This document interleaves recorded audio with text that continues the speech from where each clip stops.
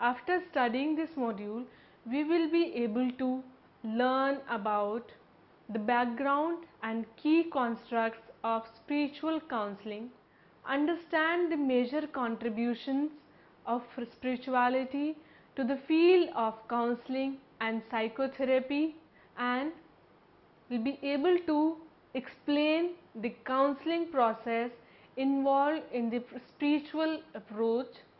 And the last is examine the technique, procedure and intervention strategies adopted by spiritual counselor. Spirituality is a concept which cannot be locked down into a few words or a definition. It can be seen as the basis or core over which all the religions are standing tall, the essence towards all the doctrines, symbols and religious rituals points. The recent past has witnessed a growing trend across the range of disciplines of connecting spirituality directly to a lot of clinical complexities. In the field of psychology and psychotherapy as well, renowned contributors have published important researches about such connections. Professional associations such as Association for Spiritual, Ethical and Religious Values in the Counseling has published list of competencies for spirituality focused counseling and clinical work. Competencies for spirituality focused counseling and clinical work. Evidence exists that a lot of field in psychology in past have also connected to it. For example, addiction counseling, rehabilitation counseling. It is hence being now regarded as a fifth force in counseling. In these two modules, an overview of the spiritual counseling approach would be presented by examining first its origins and then its view of the individual, of what makes the person what she or he is. These modules will explicate the way in which practitioners of this particular position look at the individual client in particular. Next, one would consider the role of counselor and examine ways in which the client is expected to contribute to the counseling process. The counselor's job varies directly with the role of the client. Professional associations such as Association for Spiritual, Ethical and Religious Values in Counseling has published list of competencies for spiritually focused counseling and clinical work. Evidence exists that a lot of fields in psychology in past have also connected to it. For example, addiction counseling, rehabilitation counseling. It is hence being now regarded as the fifth force in counseling. The word spirituality is derived from the Latin word spiritus, which means breath. It is the fundamental orientation to one's life. According to Kurtz, one's spirituality engenders a way of being and experiencing, involving meaning, wholeness, openness to the infinite, and connectedness to others and the natural world. For Anna Carr, on the other hand, spirituality is expressed in everything one does. On individual level, it can be a style unique to the self in behavior, bodily expressions, choices, etc. It is deeply informed by family, teachers, friends, community, class, race, etc. Just as It is influenced by personal beliefs, intellectual positions, and moral options. To different individuals, it has different meanings. For some, being spiritual involves regular worshipping, say by going to a temple, or a church, or a mosque, believing in an idol, or diligently following principles and values of a religion, etc. However, for some individuals, it stretches far beyond the boundaries of any religion, which is only one expression of it. To these individuals, being spiritual could be any art form which creatively connects them to the divine or higher powers. It can be linked to private prayers, meditation or yoga, interaction with others or nature, etc. Whatever may the channel be, the ultimate goal of spirituality is the alleviation of mental, emotional, and spiritual distress, thought to be, at least in part, caused by the lack of an inappropriate relationship with the ultimate reality, most often signaled by or reflected in an inappropriate relationship with other people and things.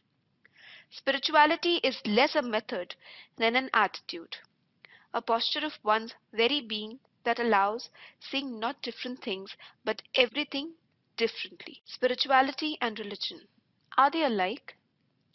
Being spiritual or being religious are the terms which we often use interchangeably. However, both of them have their own individual essence. Therefore, it is important to highlight the difference between them. Firstly, it is important to understand the concept of religion as we have understood the concept of spirituality. The word religion is derived from the Latin word religio, which means binding together. Concept of religion can be understood as a medium of organized worship and fellowship and the expression of belief in the conduct and ritual. It involves practices which help bind different individuals together as well as to the divine. It can be considered as framework through which spirituality is expressed. This expression can be in the form of rituals, symbols, idols, social identity, lifestyles, conduct, practices, or institutions, etc. Thomas Hart has said that, in relation to the organized religion, spirituality is both prior and more personal. It is the reason religious organizations come into being. Hence, it can be well understood that religion and spirituality are not alike. Rather, religion can be considered as one of the parts of spirituality that connects a soul to the divine. Roots of spirituality in counseling. Spirituality has been described recently as the quintessential element of the human condition. Major key points and the outline of its development in the field of psychology has recently been highlighted by many scholars. The roots of psychology as a profession and as a discipline lie deep in the spiritual soil. The etymological root psyche is a classic Greek concept of soul. Psychology is literally the study of the soul, the very essence of what it is to be human. Long before, when there were no psychologists, people brought their psychic troubles to their spiritual leaders, and many still do. In the early Western philosophy and the Judeo-Christian religious traditions, the practice of soul care involved the guided discovery of the perennial truths as well as high life living, which facilitated healing and wellness by the alleviation of mental, emotional, and spiritual distress. It is from where the modern day counseling and psychotherapy has evolved. During those days, mental healing by philosophers, wise guides, gurus, rabbis, pastors, etc. were well accepted. The Greek words psyche or soul and pneuma, the Hebrew roch, all refer to the life force or essence of the whole person, the central unifying element of human body, mind, and spirit. The seed of this element was conceived as soul. In the present scenario, The phase of practice might have undergone significant changes. However, across the expanse of history, the elements of soul care or techniques, tools used to facilitate this process has modified but are still well rooted in the ancient times. In this was seen as a symbol of expression of the internal conflicts and dis-ease within the whole person or as a result of disturbed relations with others. One can also see the religious and philosophical traditions of care as ancient psychologies with psychotherapeutic implications. Teachings offered in Quran, Bhagavad Gita, Upanishads, Buddhism's Four Noble Truths, or models and guidance from monks and Zen masters are still regarded as, in the earlier times, the spiritual and holistic ways of understanding the world and living rightly within it. The counseling they provided was sought to be transformative and healing. In the present day, these spiritual guides as replaced by professionals we known as psychologists or psychotherapists, keeping the vision of reality grounded in religious faith, of any sense the sacred, or of centuries old tradition of good life. Various important movements led to the development of spiritual or religious perspective into the field of psychology, some of which can be presented as follows. First is the Emmanuel movement, an effort to integrate theology with therapy with ties to the mainstream medical establishment of its days.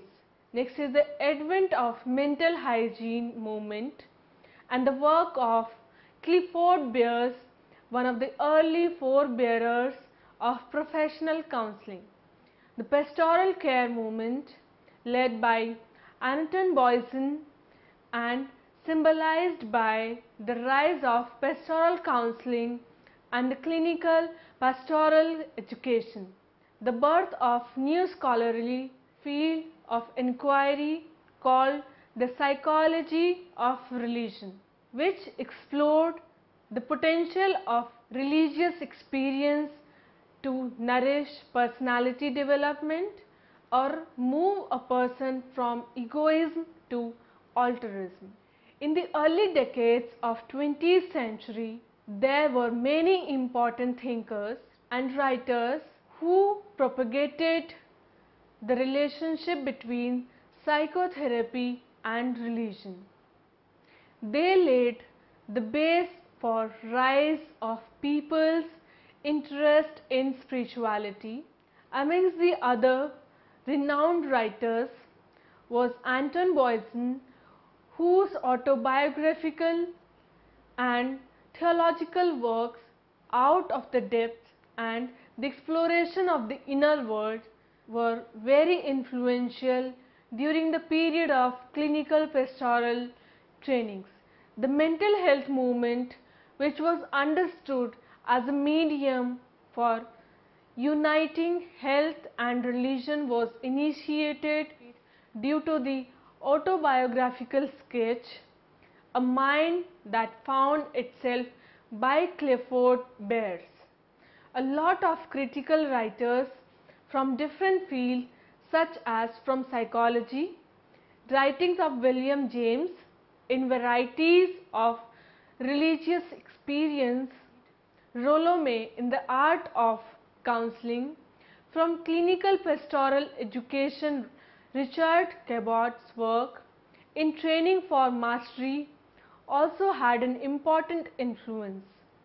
And there was the ongoing protest against one-sided secular views of health and humanity made by the emerging 12-step programs and their success with previously intractable problems, rooted in a view of human health that integrated spiritual concerns.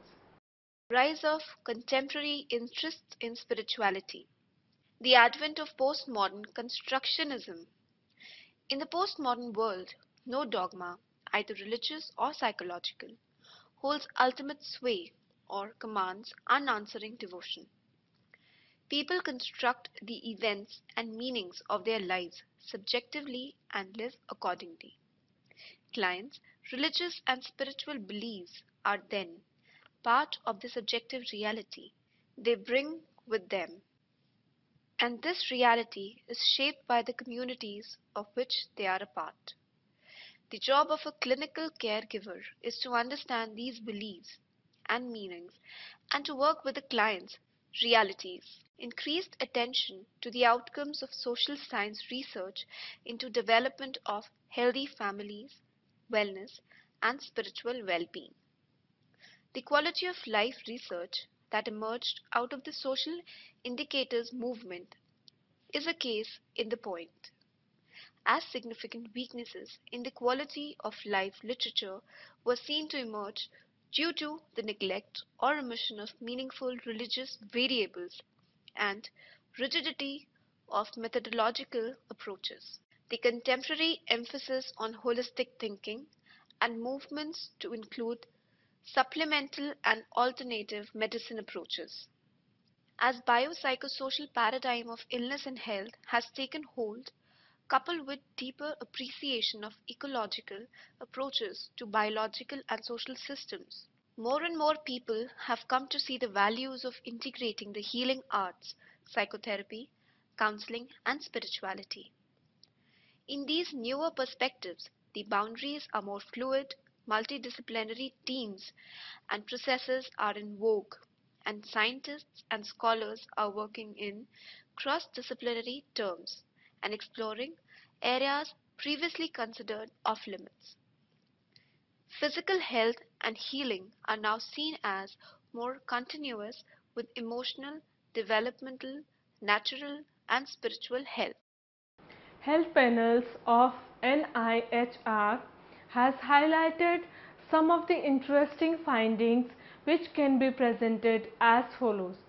Patients with chronic medical illness such as cystic fibrosis, diabetes and various forms of cancer frequently use religious and spiritual practices as adjunct to medical care and report positive benefits. There appears to be a reduction in mortality in general for those who attend worship services more frequently, especially with elderly. Meditation is reported to have a number of positive health benefits, including lowering of blood pressures, reducing chronic pain, increasing quality of life, and increasing longevity. Spirituality among cancer survivors is associated with positive health, reduced anxiety, and reduced level of pain. Many religious beliefs and practices are associated with reduced involvement in illness producing risky behavior, for example, abusive drinking, smoking, and other drug use. New Age practices emphasize psycho-spiritual approaches that integrate traditional psychotherapies with spiritual awareness and practices, with the ultimate goal of personal growth and self-realization. The impact of this eclectic approach has extended towards psychotherapy as well. Traditional psychotherapeutic approaches and techniques are getting creatively connected with practices such as breathwork, transcendental meditation, yoga, and other meditative practices so as to improve management of stress, anxiety, coping, and wellness. As well as exciting practices are being revised keeping in line with the changing trends. For example, Alan Marlett, a well-known cognitive behavior therapist, has been working recently to include Buddhist meditation in his recovery therapy and relapse prevention related to ignition. Christina Groff, and her work exploring spiritual emergencies. Investigation of Quantum Change by William R. Miller and others. The cultural disenchantment with materialism and the promises of modern science leading to spiritual hunger in an age of plenty. Morey has finely quoted that the great malady of the 21st century, implicated in all our troubles and affecting us individually and socially, is loss of soul. In an age of plenty, we remain hungry and perhaps more confused and restless than being healthy. While many benefits have come our way, we've also become spiritually rootless, in the words of one keen observer, spiritually homeless. The present era of 21st century has, no doubts, blessed with a lot of new development, such as wealth, power, material benefits, etc. Still somewhere the quality of relationships, life, and soul has deteriorated, so much so that it made all of us fall more sick or lose the meaning of life itself. Hence, religious rebonding can be considered as a savior which can facilitate that missing something. The need to work effectively within a multicultural context, sensitively attending to clients' diverse ethnic, cultural, and value backgrounds. Globalization has resulted in a growing trend of migration in various parts of the world, with countries being no more inhabited by only a single ethnic group, rather are shared by increasingly diverse population from around the world. Hence, clients coming for therapy expect that their values as well as their ethnic and cultural experiences, including spiritual events and understanding, should get honored and utilized for therapeutic processes. The rise of attention to women's issues, especially with regard to post-trauma experiences and survivorship, as well as recovery of a sense of women's leadership and connected concerns with ecology and care for the earth. The sensitivity to women's needs in the society in terms of issues related to trauma and recovery has reflected upon the paths taken by her in the journey of recovery, mentoring, and leadership. Many of these paths are spiritual ones and lead to exploration of spiritual lifestyles and practices, old and new. Herman speaks of those whose spiritual path takes the move towards social action as a way to reclaim authority and a positive self-image in the face of trauma and victimization. Social action allow the traumatized person to become survivors and require a mystical sense of connection to others. Influence of group movements, including 12-step fellowships. The cultural phenomena of the 12-step movement have become another motive for spiritual interest and expectations among counseling consumers. These fellowships, the core of a large recovery movement that emphasizes spiritual growth and development, have not only promoted the integration of spiritual perspectives into clinical care, but they have also drawn the attention of practicing clinicians to the active ingredients or agents of change they employ. They clearly state that these agents are spiritual in nature and effect, a stance of practicality given the contemporary search for and worldwide reorientation to consideration of the sacred. A lot of people out of those coming for counseling today bring with them some sort of worldview about religion or spirituality with which they found their association to be meaningful.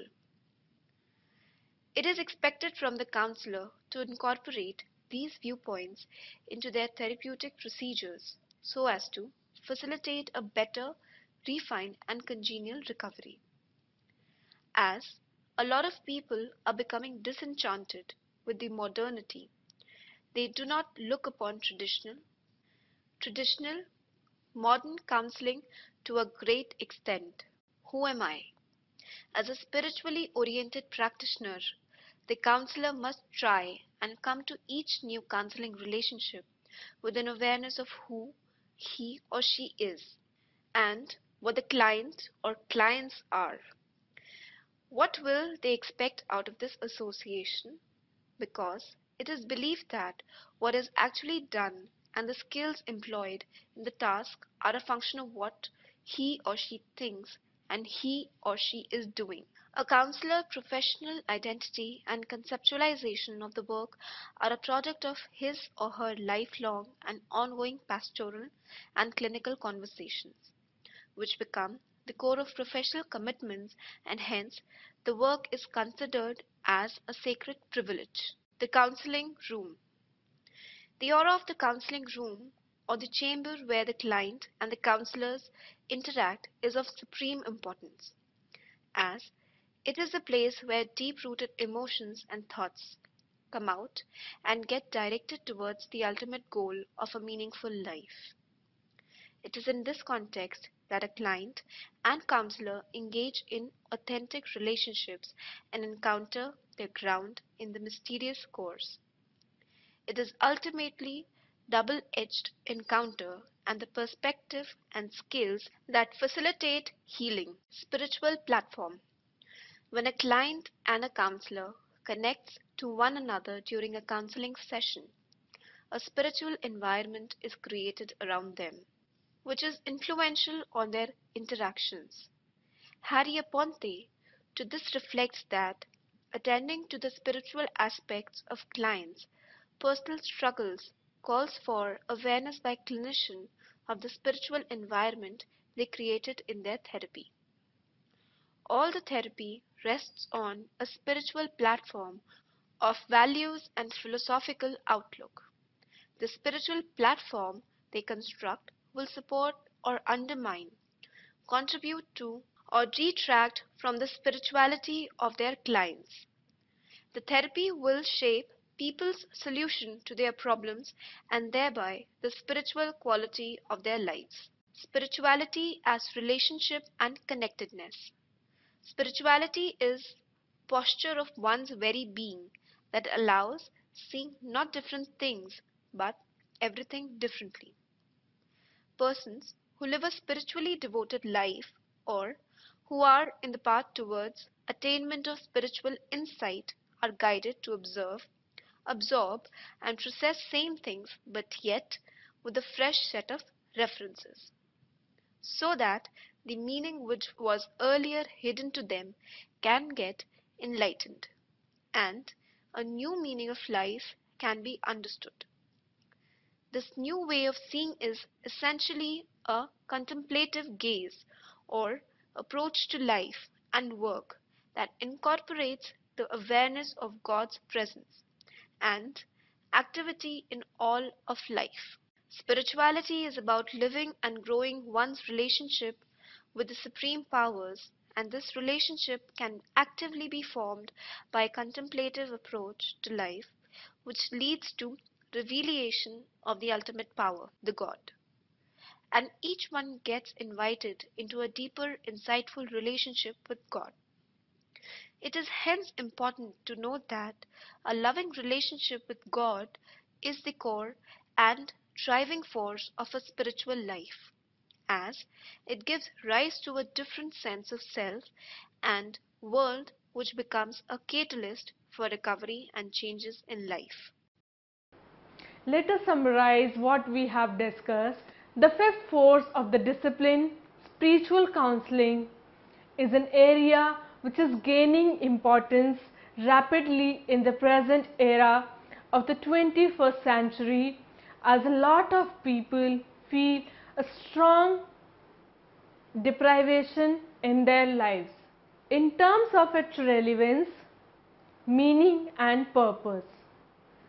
They have begun to compulsively strive toward the guidance which can help them develop a close relationship with the supreme powers, a relationship which will help them enhance as a person and become self-actualized and encourage them to further guide other individuals.